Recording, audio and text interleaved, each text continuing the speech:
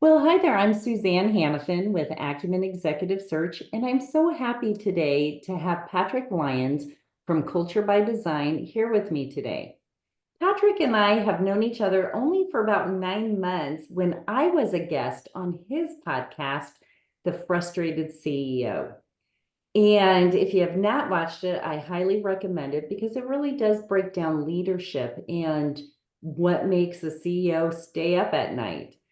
But what makes Patrick such a unique consultant, because he is a consultant owning his own business, is that he really is that strategist that is able to operationalize and execute on that strategy with culture in mind, with people, behaviors. And so when you combine the culture and the strategy into one, it's a very powerful thing. So Mhm. Patrick, welcome. I hope I didn't mess that up too much. No, it's great. Thank you. Thank you. It's great to see you again, and it's nice to be on your show this time. So thank you. Yeah, absolutely. And again, we started to really look at our podcast, Hiring for Good, and felt that there was one piece missing. And that's because a lot of organizations and people really do reach out to the experts as consultants or hire you for this job or what have you. And so we wanted to get a different perspective than from the CEO. And you've seen so many different companies and have worked with a lot of CEOs. And so when you look back, what were those formative learning from your background that you bring into that day to day? Yeah, it's a good question. And I guess when you've had careers as long as we've had, and somebody asks about those formative experiences, like, gosh, how do I narrow it down to the most important ones? Um, I I think I'll just speak for myself. What has really shaped my own approach, and then I'll bring that back into, I think, what we're seeing with organizations today. What really shaped me as a young leader, a couple of mentors that I had early in my career who just seemed to invest. That they understood. I often say that the difference between a manager and a leader is, you know, a manager shows up and says, "Here's who I am," and everybody has to adjust to me. Whereas a leader shows up and says, "I've got a bunch of different people on my team who are all different and unique. And how do I need to show up differently for each of them to unlock and unleash whatever's there?" And so I had a couple of mentors, one very early in my career, and then a little bit more in the mid-career, who just invested, who saw a lot in me and encouraged me um, to lean into that. And so they were great role models, people I aspired to be more like, while at the same time they were helping me tap into who I am. And I think that's as relevant today in leadership as ever. Is and absolutely, senior leaders have the pressure of delivering results. They have the pressure of whether it's top line revenue, bottom line revenue, bottom line profitability. But you can't forget about the people aspect. You can't get anything done without the people. That's just such an important piece of the. Well, and I think we've talked about this before that, going way back to my consulting days, but we used to talk about that three-legged stool. You have Mhm. the people, the process, and the systems. Mm, And you see those leaders that focus on one of those other two than people, and that stool falls. right. And so again, bringing in that culture and that leaning into, I love that. And you're right. I've had a mentor and multiple mentors that it wasn't about them. It was really about again, something greater and bigger, which really is such a lead in to the next question I wanted to ask, which is about your values. Mm. And how do you bring that in and show up every day, not just into your job, but kind of bigger and into the community. Yes. As is very common when an organization has a founder versus, a CEO who wasn't the original founder. I'd say the values of our company pretty much mirror the values that are important to me. Um, which I always tell every founder, if the values of the organization don't align with yours, you're going to struggle to come to work every day, right? You're going to struggle to love what you do. So for me, those foundational values, and I'd like to, I think like everyone, I'm a work in progress. I certainly have days and periods and seasons where I struggle in these, but in every conversation, in every engagement, the values that are most important to me and therefore in our organization, first and foremost is authenticity. I would say, man, what you see is what you get. I'm about as simple to figure out and read as, at least I hope, or I hope that's the case.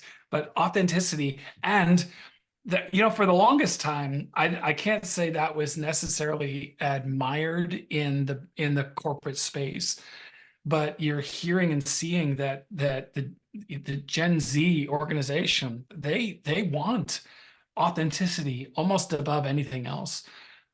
So it's good that the business marketplace has caught up to this value that I've held for a really long time. So authenticity, trust is incredibly important. When you're doing executive coaching or working with an organization on removing some of their biggest obstacles, trust is important. They need to know that, well, exactly that they can trust you, that it's a judgment-free zone. So authenticity, trust, love. Some people want to say care and concern. I just always want to make sure that I'm moving from a place of love, that I'm honoring the person with whom I'm speaking or working. Safety is the fourth, and that's just being able to create a space where people can put whatever needs to be said out on the table. And again, no, it's a judgment-free zone. Just be, right? You are welcome here. Whatever the story is, there's no judgment here. And then the last one is humor or fun. Like this, it does not have to be always hard, right? We can have, well, even when it's hard, we can still laugh. We can still have, and if it's not fun, then it just gets old really fast. So Well, and you're speaking my language when you talk about this alignment, because we pride ourselves so much on that fit when we are out recruiting, and yes, it's all about alignment of goals and values. yes. And once there's alignment, then everything else falls into place, doesn't it? It's amazing. Even the best employee, whatever best means, even the best employee will struggle and fail when there's misalignment between values, right? Between beliefs. And so, to your point, if that's why I'm such a fan of you and the work that you do, it actually supports the work that we're doing, which is harnessing these high performing teams and cultures for the sake of execution, for the sake of winning, right? We all want to win. And when you hire the wrong fit, when you hire, they're not bad people. They're great people Yeah, there's who just a don't, misalignment. yeah, there's Yeah. misalignment between the person and the organization. When that happens, it's a struggle. It's a challenge. They don't feel connected. They don't feel like they fit. They know they don't fit very often. And then the organization has to figure out, what do we do with this? And so so that's just my appeal. Don't do that. Call Suzanne and her team. And Yeah. right, because it can take you easily, especially when you're talking about a senior level position. It takes 12 to 18 months to disentangle from a cultural misfit. And so getting that alignment of the values and the people it's such a critical part of winning. So we talked about your values. And again, because you're out there and you're working with such a diverse clientele and both on projects and your involvement to the actual person in the organization. So when you look at what makes a good leader, what are those qualities and characteristics? And more importantly, why? Why was that so important? Yeah. So I mentioned authenticity already. I think that was that was authenticity and empathy were two critical leadership skills that I think they've always been important, but they became even more important through the pandemic. And now that the pandemic is over, it doesn't mean we can go back to being inauthentic and lacking empathy. Like those are, you, as a friend of mine often says, you can't, that genie's not going back in the bottle. Employees want authentic leaders who care about them, who they know can connect with them and care about them. I also think that I see this, especially as you're trying to attract and retain top talent, especially where top talent today is often in the younger generations, right? The greater technology, Gen Z, and like those are the highly technical folks that you need. So leadership, a leadership trait to attract and retain those is you've got to be willing to challenge your own beliefs and your own assumptions. You've got to be open to new ideas. We had someone on our show. Actually, he's been on twice, and we have him scheduled to come on a third time. His name is Ben Pring, and he talks about Clive Davis, who is well into his, I want to say 90s, and he's still very relevant in the music industry today. And it's because he surrounds himself with younger people that he listens to. And as opposed to telling them what's good, he asks and he listens and he receives. And so there's a humility component to that, being willing to recognize, I don't know everything. There's a safety component too, that you have to make it safe for people to tell you, yeah, what you used to like isn't really relevant anymore. What you used to think doesn't work anymore. So those are some of the key characteristics that I think are really important in leadership today. Oh, absolutely. Again, you're speaking kind of my love language on that. So I totally agree.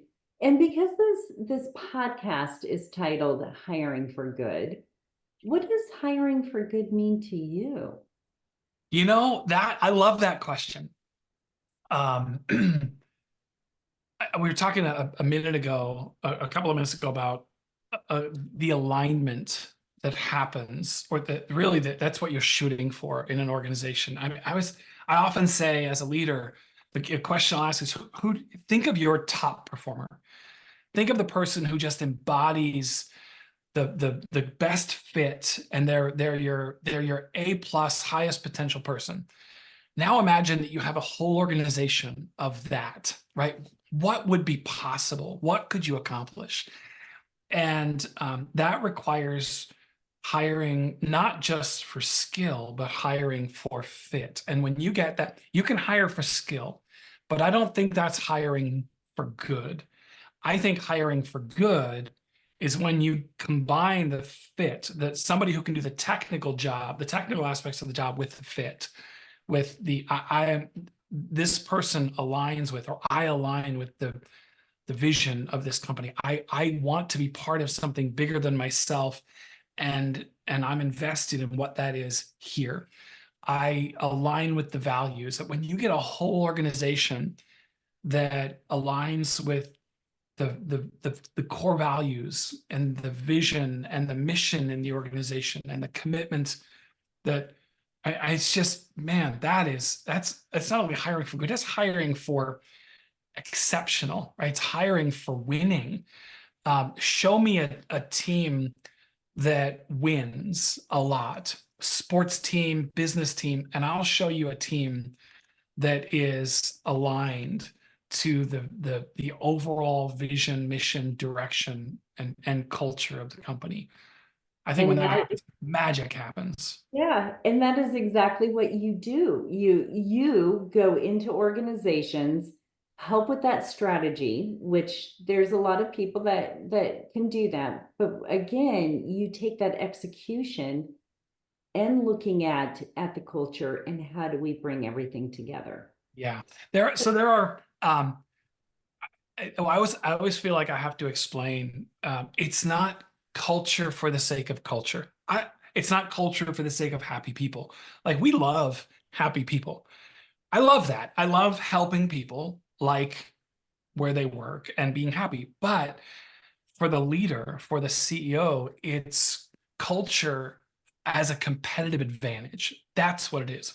When you have a high performing organization, that's a competitive advantage over the majority of companies that don't have that. The higher performing you are, the more of a competitive advantage it is over companies that are not where you are. And it's the same for the three areas that we work in specifically.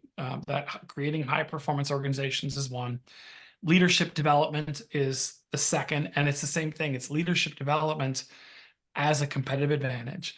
And then that primary place that we operate is in strategic alignment. So working with that senior executive team to not only create a strategic vision and plan, but to actually help them achieve alignment, which is very different than just create. As in the book, The Balanced Scorecard, the authors reference they make note of 90% of organizations fail to execute their strategic plan. And what we've learned is it's not because the plan wasn't good.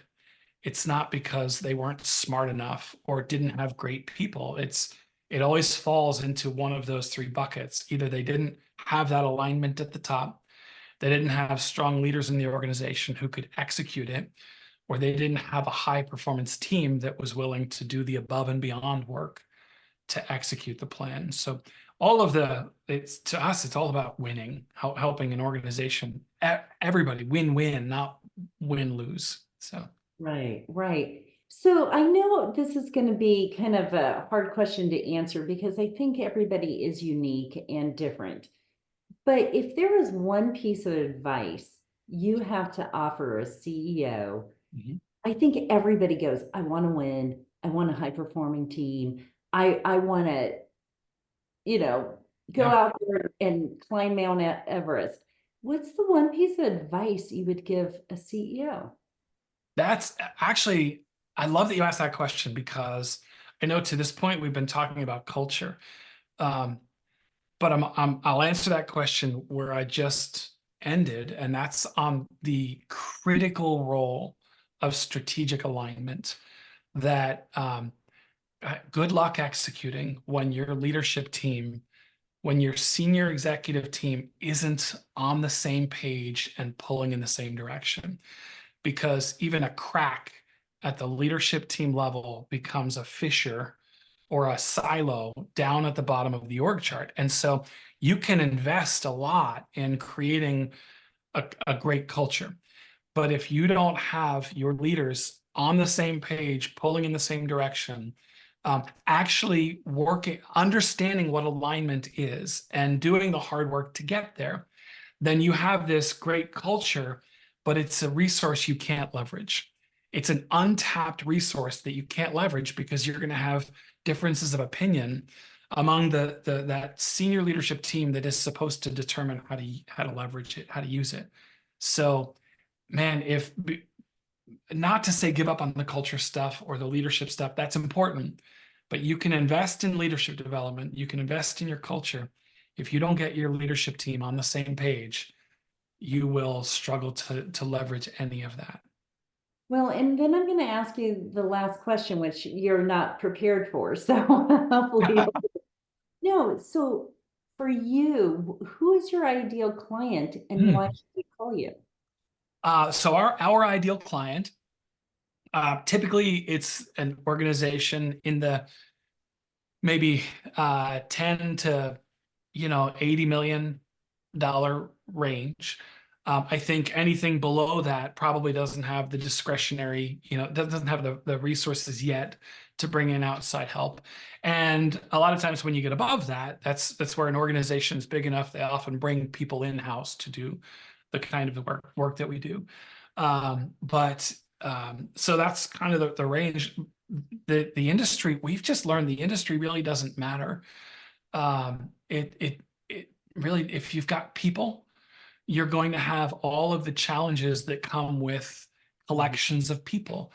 And where we excel is getting people to put the weapons down and come to the middle and find commonality and build those relationships at that senior leadership level, build and develop those leaders in the organization who can then cascade that down and then get the team pulling in the same direction. So it's I hope did that help answer the question? Oh, absolutely, absolutely. And I lied. I said that was my last question. Yeah. I'm going to ask one more. Awesome. So again, looking back in your career, what advice or what would you tell your 20-year-old self? Oh boy, that's a great question. I would tell my 20-year-old self, um, um, that, and this maybe goes back to the how you advise a CEO.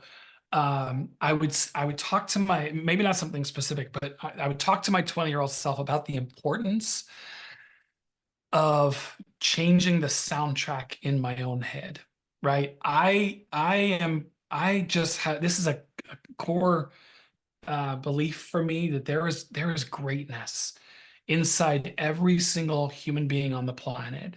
And more often than not, when that's not coming out, I can speak for myself, and when I speak, so many others go like, yeah, me too. When that greatness isn't coming out, it's not because other people are telling me it's not there, or other people are telling me to hold it in. It's me not seeing it and owning it and using it, not with arrogance, but with humble confidence to show up and be a light in the darkness.